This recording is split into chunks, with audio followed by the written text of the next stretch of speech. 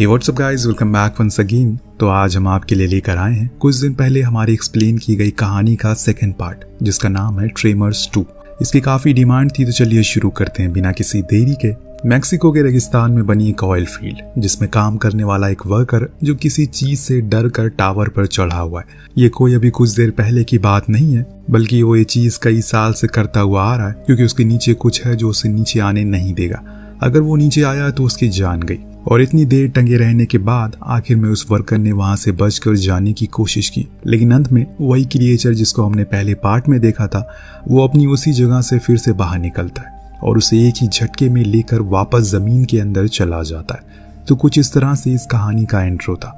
अब बढ़ते हैं आगे की कहानी पर। ये जो कुछ भी हादसे हो रहे हैं, इस ऑयल फील्ड के मालिक को बहुत नुकसान पहुंचा रहे हैं। इसीलिए वो मदद मांगने के लिए एक आदमी के पास गया, जो कि वही टाउन में रहता है। उसका नाम मैकी है। जी हाँ, ये वही मैकी है, एल का दोस्त, जो कि रीना के साथ अब शहर में सेटल हो गया। अगर आप उन दोनों की स्टोरी देखनी है तो फिर से पहले पार्ट को देखना होगा।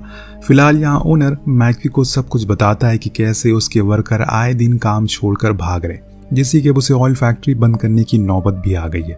पर उसे कुछ न्यूज़पेपर में पढ़ा कि कुछ साल पहले सेम ऐसे ही हादसे हो रहे थे, जिसे तुम लोगों ने ठीक कर दिया। इतना कहकर वो उसे कुछ न्यूज़पेपर कटिंग दिखाता है, जो देख मैकी समझ गया कि वो फिर से आ गया है। उन्होंने उसे खत्म तो कर दिया, लेकिन पूरी जड़ से नहीं। इसीलिए वो चाहता है कि वो किसी इस काम में मदद करे, पर मैकी साफ इनकार कर देता है, क्योंकि वो अपनी जान अब जोखिम में नहीं डाल सकता। इस काम में बहुत ही ज्यादा खतरा है। पर कार्लस, जो कि ओनर था, वो अपनी पूरी कोशिश करता है और इसीलिए उसके पास उसी का एक साथी ग्रीडी को भेजता है, ताकि वो उसे समझा सके कि अगर उसने इस काम को कर लिया तो उसे हर क्रिएचर को मारने के लिए $50,000 मिलेंगे। साथ में उसे कुछ एडवांस हथियार भी दिए जाएंगे, तो उसमें उसका फायदा है। अब यहाँ पैसों की बात आती है तो वो मान जाता है और कैलस से हाथ मिला लेता है। जिसके बाद ये लोग ऑयल फैक्ट्री जाते हैं, जहाँ पर कैलस उसे कुछ हथियार देता है, जो उसी उन क्रिएचर को मारने में मदद करेगा। वो यहाँ से ये भी बताता है कि अगर तुमने किसी को जिंदा पकड़ लिया तो तुम्हें इसके लिए पूरे $1,00,000 मिलेंगे, क्योंकि वो क्रिएचर हमारे लिए काफी मददगार हो सकते हैं। इस बीच वहाँ केट आ जाती है, जो कि एक जियोलॉजिस्ट है, और वो ही मैकी को बताएगी कि उन्हें कहाँ कहाँ पर ज्यादा मिलेंगे, क्योंकि उसे आइडिया है। इसी दौरान जूल, जो कि केट का असिस्टेंट है, वो मैकी और ग्रीडी की कार में एक सिस्मोग्राफ डिवाइस लगा देता है, ताकि अगर उन्हें रास्ते में कहीं भी कुछ हलचल महसूस हो तो उन्हें पता चल जाए कि किस डायरेक्शन में जाना है। तो उन्हें वहाँ केट मैकी को मैप के जरिए बता रही थी कि उन्हें किस लोकेशन में जाना है, जहाँ ज्यादा संभावना है उन्हें वो क्रिएचर मिलेंगे। अगर वो ऐसे इधर उधर जाते रहेंगे तो इस रेगिस्तान में भटक जाएंगे, जो कि सही नहीं है उन दोनों के लिए। अगले दिन अब दोनों निकल जाते हैं अपने काम के लिए। इन्होंने अपनी कार में एक चेन बांधी हुई है, जिससे कि तेज आवाज आ रही है, ताकि वो इनके करीब आ सके। और होता भी ऐसा ही है, वो तुरंत ही भागते हुए इनके पास आ जाता है। तभी ये अपनी कार को रोक एक रिमोट कंट्रोल कार को चलाना शुरू कर देते हैं, जिसके ऊपर ये विस्फोट रखा हुआ था, जिससे कि मैक ले जाकर उसी जगह पर खड़ा कर देता है जहां पर उसे ज्यादा आवाजें आ रही थी। लेकिन कुछ ही देर के बाद जमीन के नीचे से एक क्रिएचर बाहर आता है और उसे पूरी तरह से निगल जाता है। इधर मैकी विस्फोट को ऑन कर देता है, जिससे होता यह है कि वहां एक तेज धमाका होता है, जिसमें वो बुरी तरह से मारा गया। उसका ये आइडिया काम आया तो वो उससे काफी सारे क्रिएचर को मार डालते। फिर दिन खत्म होने से पहले ऊंचे पहाड़ पर आराम फरमाते। पर इन्होंने अपना रेडियो नीचे ही छोड़ दिया है, जिसकी आवाज से वहां एक क्रिएचर आकर उसे निगल लेता है। लेकिन इनकी ऊंचाई वाली जगह के कारण इन्हें कुछ नहीं होता। पर अगले दिन ये लोग जल्दी जाते हैं ताकि और ज्यादा शिकार कर सके। इस दौरान ग्रीडी उसे पूछता है कि जो भी पैसे उसे मिलेंगे वो उसका क्या करेगा। तो वो बताता है कि वो उसे कहीं इन्वेस्ट कर दे, ताकि आगे की जिंदगी वो आराम से काट सके। इतना कहते ही ग्रीडी का अम्ब्रेला उड़ जाता है, तो वो उसे लेने के लिए जमीन पर उतर गया। और यहाँ उसकी सबसे बड़ी भूल थी, क्योंकि वहां पर उनकी फिराक में वो बैठा हुआ था। हल्की सी गलती और खेल खत्म। यहाँ मैकी की चालाकी की वजह से ग्रीडी ऊपर आ गया। इससे भी कुछ फर्क नहीं पड़ा, क्योंकि अब वो इनकी कार में लगी चेन को खींचना शुरू कर देता है, जिससे होता ये है कि धीरे धीरे करके जो इनकी कार थी वो नीचे जाने लगती है। पर इनकी किस्मत अच्छी थी कि वो क्रिएचर आगे जाकर एक बड़े से पत्थर से टकरा जाता है, तो ये बच जाते हैं। पर तभी मैकी की नजर डिवाइस पर पड़ती है, जहां दिख रहा है कि इनकी ओर हजारों की तादाद में वो आ रहे हैं, जिन्हें एक साथ मार पाना असंभव है। तो वहां से भागने का डिसाइड करते हैं, जो कि इनका सही फैसला था। घर आकर मैकी बर्ड को कॉल करता है, वही शख्स जिसको हमने पहले पार्ट में देखा था, जो कि शिकारी है। वो अपनी बीवी के साथ टाउन में शिकार करने आया था। मैकी उसे बताता है कि वो राक्षस दोबारा जाग चुका है और मुझे तुम्हारी मदद चाहिए। जो सुन वो हैरान हो जाता है, फिर बाद में कहता है कि ठीक है, वो जल्दी ही उस तक पहुंच जाएगा। इस दौरान केट इन क्रिएचर के फॉसिल की जांच करके बताती है कि ये असल में हजारों साल पुराने हैं और यहाँ पर तब से रह रहे हैं जब इंसान भी नहीं होते थे। ये सुन सभी हैरान हो गए कि ऐसा कैसे मुमकिन हो सकता है, कोई इतने साल कैसे जी सकता है। तभी इन्हें कुछ आवाज सुनाई देती है, सभी बाहर भागते हैं तो वहां पता चलता है कि बर्ड आ गया है। अपने साथ पूरा इंतजाम भी साथ लेकर आया है ताकि पूरी तरह से इन्हें खत्म कर दे, जिसे लेकर ये लोग अब उस फील्ड में चले जाते हैं और मैकी की उस आइडिया से एक एक करके सबको खत्म करना शुरू करते हैं। पर यहाँ मैकी की नजर एक क्रिएचर पर पड़ी जो उनके पास आने के बजाय उनसे दूर जा रहा है और इसीलिए ये दोनों भी उसका पीछा करते हैं। तभी अचानक से उनके सामने आ जाता है वो, और जिससे बचने के लिए इन्होंने गलती से अपनी कार को 2 चट्टानों के बीच फंसा लिया। पर यहाँ एक अजीब सी चीज होती है, जो क्रिएचर था वो ना तो इन पर हमला करता और ना ही इनसे दूर जाता है। हालांकि ग्रीडी तो चेक करने उसके पास भी जाता है कहीं वो मर तो नहीं गया, पर वो जिंदा था और यही हकीकत भी थी। तो मैकी को लगा कि वो बीमार है, इसीलिए वो उसे मारे नहीं बल्कि ऐसे ही जिंदा पकड़ ले, जिससे उसे अच्छे पैसे मिलेंगे।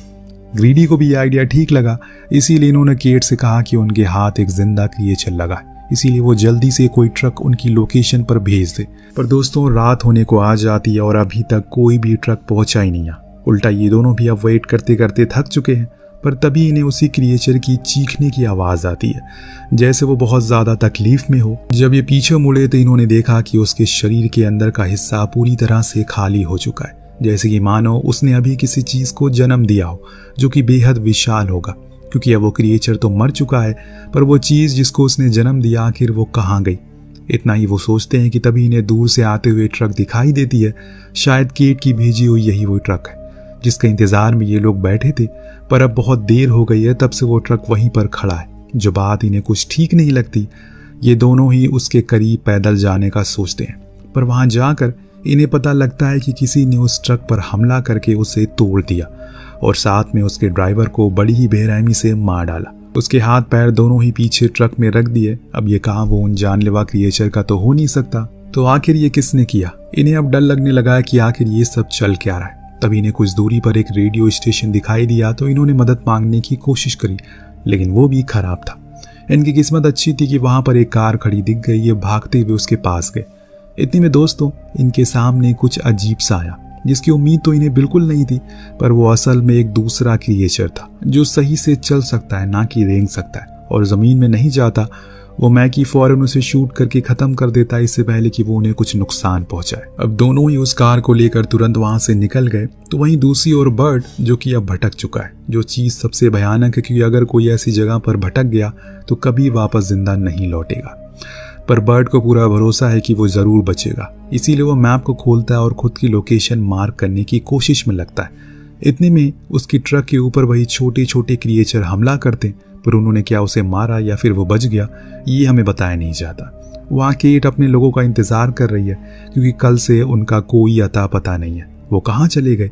उसको ऐसे घबराते हुए देखकर उसका असिस्टेंट कि सब ठीक हो जाएगा, वो लोग जल्दी ही आ जाएंगे, लेकिन पहले तो उसे खुद की जान बचानी पड़ेगी, क्योंकि जिस जगह पर वो खड़ा है वो असल में जमीन है और यही उसकी सबसे बड़ी गलती थी।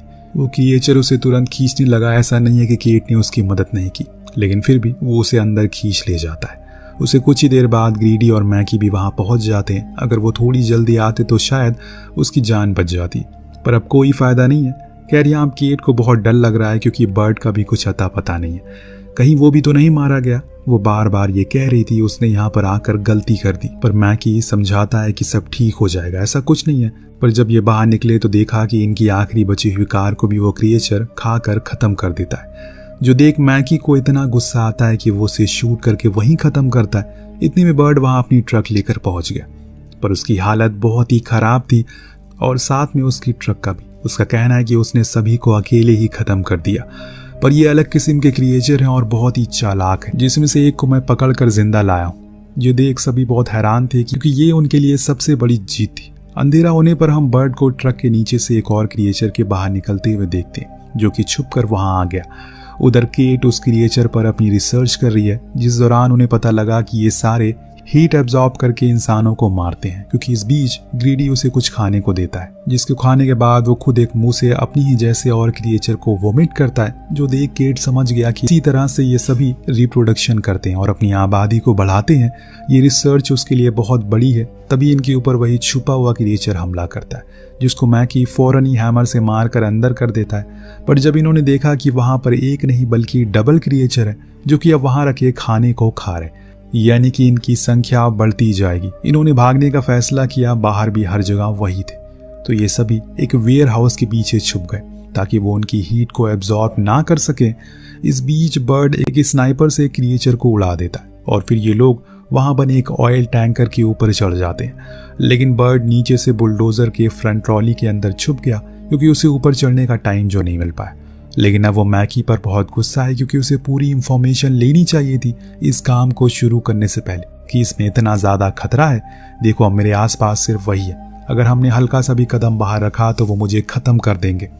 इस चक्कर में दोनों के बीच अब बहस होना शुरू हो जाती है, जिसे केट बंद करवाती है और फिर ये लोग इंतजार में बैठ जाते हैं कि कहीं से कुछ मदद आएगी। शायद कैलॉस उनकी मदद के लिए किसी को भेजेगा, पर ऐसा नहीं होता।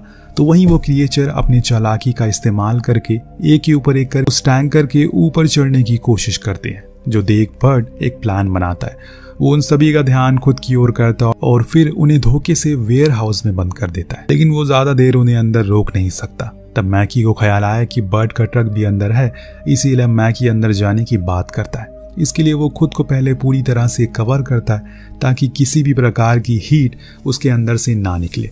ऐसा करके वो अंदर गया और बर्ड के ट्रक में रखे बमों को एक्टिव कर दिया। लेकिन वो क्रिएचर उसकी हीट को महसूस कर लेते और समय रहते वो बाहर आ गए। फिर सभी वहां से दूर भाग गए, क्योंकि अब वेयर हाउस में एक बड़ा धमाका होने वाला, जो कि होता भी है, जिसमें सभी क्रिएचर मारे जाते हैं। यानी कि वो सभी फाइनली मारे गए या फिर वो अभी भी जिंदा है, इसकी कोई कंफर्मेशन नहीं है हमारे पास। शायद इस चीज का रहस्य पार्ट 3 में खुले। फिलहाल मैकी और केट दोनों आपस में खूब बातें करते हैं, जिससे ये साफ पता चलता है कि जरूर अब उनके बीच कुछ हो गया, जैसे फर्स्ट पार्ट में एल और रेन के बीच में हुआ था, जिसके साथ ही इस कहानी का यहीं पर अंत होता है। आपको कहानी कैसी लगी हमें कमेंट करके जरूर बताएगा। मिलते हैं अगले वीडियो में। Thank you so much watching. Peace out.